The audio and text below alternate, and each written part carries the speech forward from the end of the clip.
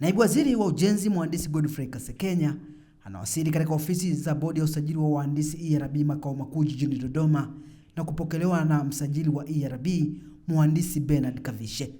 Shabaha kubwa ya Mhandisi Kasekenya kufika hapa ni kuona shughuli zinazofanywa na Bodi ya Usajili wa Wahandisi ERB.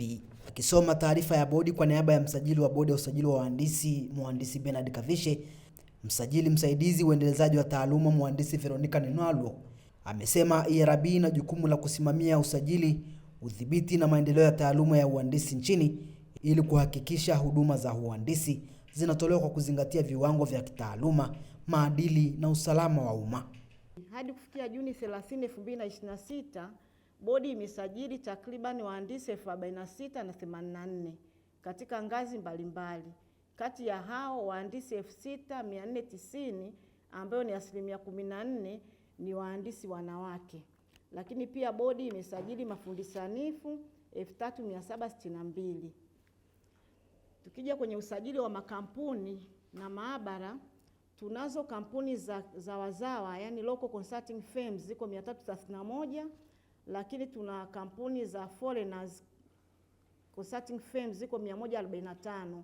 Hii inaweka jumla ya makampuni elekezi kuwa 476. Lakini maabara ambazo tumezisajili ziko 56.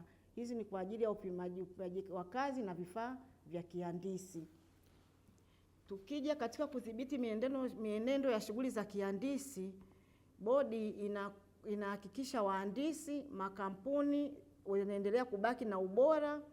Pia bodi ina mifumo ya ufuatiliaji ubora na urekebishaji. Naibu Waziri Mhandisi Kasekenya akaitaka bodi kusimamia mwenendo wa taaluma hiyo kikamilifu na kuchukua hatua kwa wahandisi wote wasiofuata maadili. Hatuhitaji kucheka nao watu ambao sio waadilifu. So wanatutia hasara. Yaani assume akawa mzembe tu hata kwenye daraja akafanya uzembe. Kwa sababu uzembe mmoja unagharimu si tu mali ya nchi, lakini unaweza kugharimu hata maisha ya watu. Anaweza kawa anajenga nyumba huko akaassume tu kwamba hebu tufanye bwana. Kwani milimita 16 hata 12 naweza kufanya milimita 12 nondo. Mhandisi anakubali alafu anasimamia jengo anafanya asema weka. Kesho nyumba ina collapse kwa sababu tu ni sio kwamba hakujua, lakini uadilifu zero. Whatever you see, yani kwenye macho yako, yani kuna mkono wa mhandisi. Yani whatever you see, kuna mkono wa nani? Lazima. Na fedha nyingi ndiko inakokwenda kwenye shughuli za kihandisi. Yaani Dodoma unavyoiona wasema bwana Dodoma is changing. Kwani tunaangalia nini? Si tunaangalia kitu ambacho wamefanya hawa wahandisi. Bwana barabara sasa hivi Dodoma nyingi wahandisi. Sasa ukitujengea tunasema nyingi afu kesho zinakufa. Tunasema majengo afu kesho unakuta majengo yana collapse. Ahadi ya Bodi ya Usajili wa Wahandisi ERB ikawa ni kutekeleza maelekezo yaliyotolewa na Naibu Waziri wa Ujenzi Mhandisi Godfrey Kasekenya. Sasa wa kutafakari kwa kina process ya vetting, hasa kujiridhisha wanaokuja kweli wana sifa, lakini pia kuvuna kutoka kwao ujuzi ambao wanakuja nao ili tufanye ile part ya technological transfer.